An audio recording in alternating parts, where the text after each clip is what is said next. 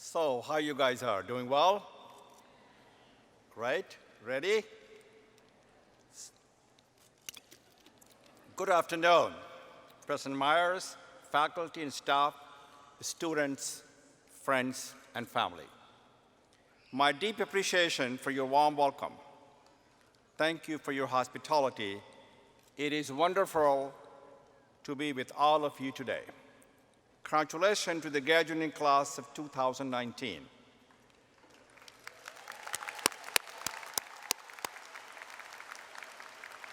And thank you, Javier, for that kind introduction. You inspire all of us to do well, but do good. And thank you for inviting me to give this commencement address. It is truly an honor and privilege to be speaking at this special event for this unique institution. UMUC has been unique since its founding in 1947. It was established to serve working adults and service members. It became more unique when it converted to being an online university in the 1990s, even more so when it began offering no-cost digital course materials in nearly every course about 5 years ago. What makes UMUC so unique, though, is its students. If you graduate in this audience are representative of the UMUC's student population, your average age is 33. Nearly 3/4 of you work full-time, almost 50% of you working parents and minorities. And worldwide, 60% of you are in the military and its affiliates. What incredible statistics. I dare say there is no student body like this in the world. And I can confidently say that those of you graduating today have benefited from a non-traditional education through digital learning. You have gotten your degree the old-fashioned way. You have earned it.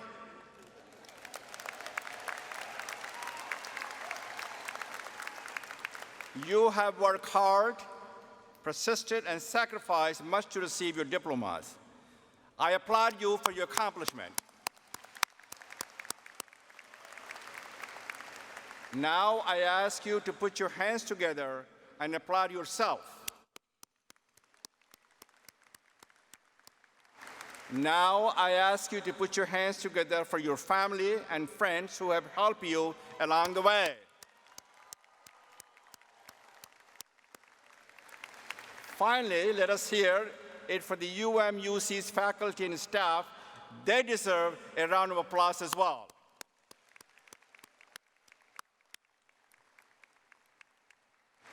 I must tell you that it is inspiring to be in your company. Indeed, as I look out on you graduate, I see the American dream. I see the future of America. I see the future of the world. I say I see the American dream because you represent what can be accomplished in this marvelous country. Each and every one of you has your own story to tell. Let me tell you a little bit about my own personal story. Like your president, Myers, who came here from Cuba at the age of 15, I came here at a young age. Both are immigrants. As President Kennedy observed in his book in 1950, The Nations of Immigrants, immigrants infused this nation with far horizons and new frontier, thereby keeping the hope alive and well. Those immigrants are the heart and soul of America.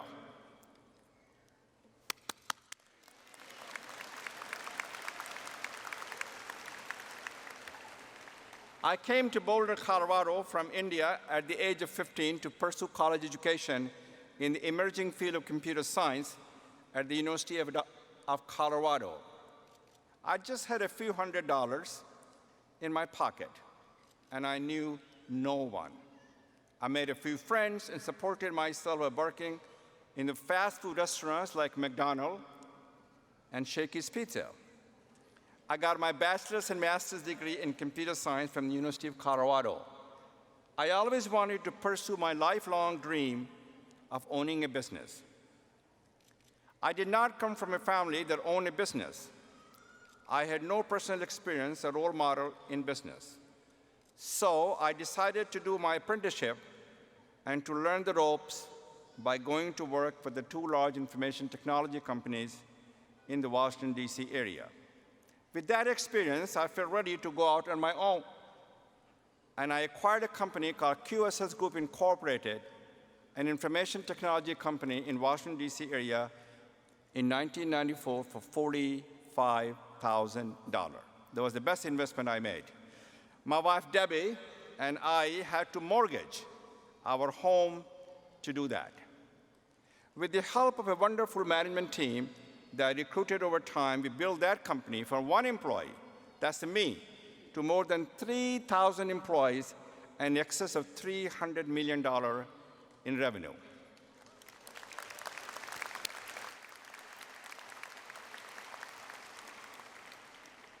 The team of talented managers was central to everything. Success in business is a team sport. So when people ask me how I became successful, it was not I, but we who made it happen. In 2007, after 13 years, I sold the company to Perot System. That sale allowed me to move on to the current stage of my career in philanthropy, focused primarily on education, the arts, and civic engagement. In many ways, the process of sharing and giving back is as and even more rewarding than any of the money that I have earned throughout my business career. I'm always reminded and guided by the words of President John F. Kennedy, who said, "To whom much is given, much is expected." So that's my story. My story can only happen in America. I'm a beneficiary of America's kindness and generosity. It is America's inclusiveness and openness that provided me the ladders of opportunity to succeed. These are the strengths and the values and qualities of America that all of us can proudly and truly embrace.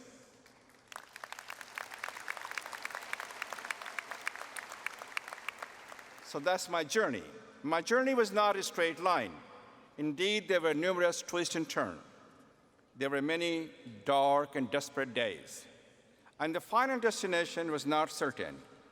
What enabled me to prevail on the journey was the opportunity presented by the American dream. As I said, each and every one of you has your own. They are stories of grit and determination. But they're not just our story, they are the American story.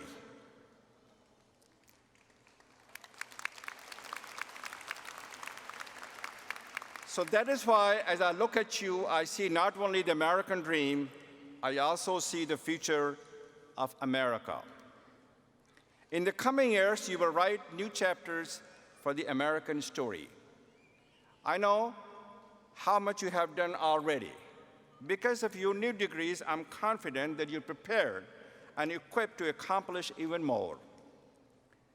There are numerous degrees being awarded today in fields ranging from accounting to information technology, management to social sciences. No matter what your discipline and where you stand in your life journey, I have one piece of advice for you. That is, make no little plans. Make no little plans. They have no magic to stir men's blood, and probably themselves will not be realized. That is what Chicago city planner Daniel Burnham said in 1910 when Chicago was more of a town than a city. America did not need little plans in Burnham's times in 1910. America does not need them now. What America needs are big plans. America needs the bold plans. It needs you.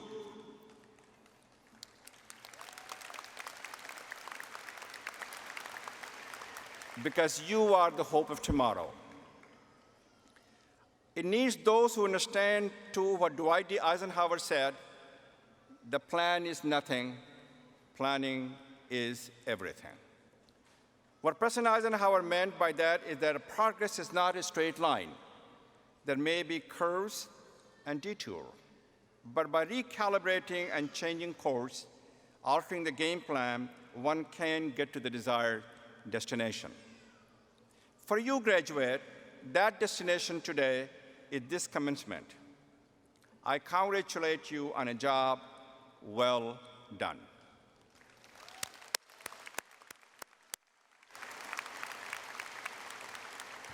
I would ask, however, that you view this commencement as the starting line, not the finish line.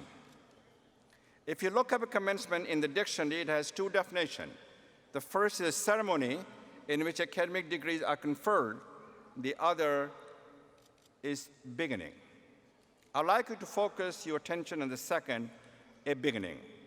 This commencement constitutes a beginning for the next phase of your journey, a journey to contribute to creating America's future and the future of the world.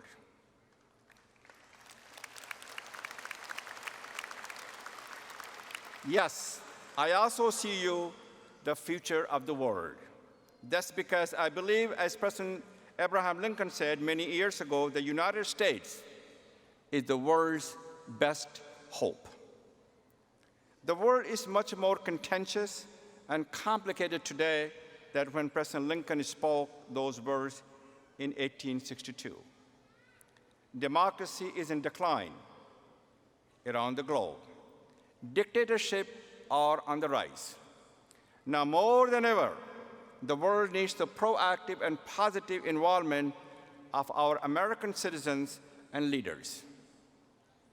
Many of you have answered their call before in spots around the globe. We want to thank you for that. I'm asking you to answer the call again by doing what you can do to make this country and the world a better and fairer place.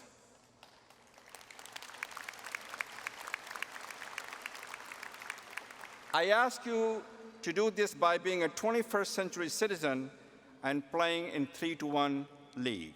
Be informed, do your homework, get all the facts. Be independent, exercise your personal judgment. Be involved, get engaged on the issues that matter to you. This is an important request because a nation is the sum of its citizens. How we assemble ourselves or what we accomplish together defines the fabric, psyche, and the soul of the country. In conclusion, I'm positive about the fabric, psyche, and soul of America. I'm positive about the future of the American dream, America and the world, because of what I see in you. I'm positive because of the courage, tenacity, and indomitable spirit that you have displayed to get to this point. Because you understand the concepts of duty, honor, and country. I'm positive you will demonstrate those same traits going forward and become part of the 21st century brigade committed to fighting for a better, a stronger, fairer, just, tolerant, and kinder America and the world.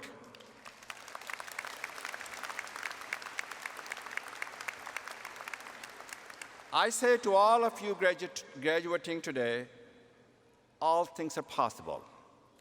No hope should be high enough for you to achieve. No dream should be large enough for you to achieve. If you can conceive it, you believe it, you can achieve it.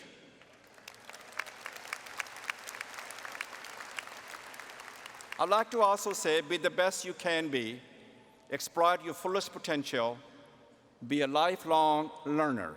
Learn something new every day. You can make impossible as possible. You can make unacceptable as acceptable. You can make irrelevant as irrelevant. There are no limits.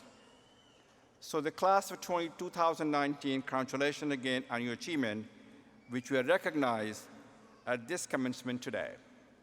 Congratulations in advance on the many other achievements that I know you will have in the years ahead. You inspire me and give me reason to believe. Thanks for letting me share my thoughts with you I salute you, all of you. God bless you. God bless your family. God bless America.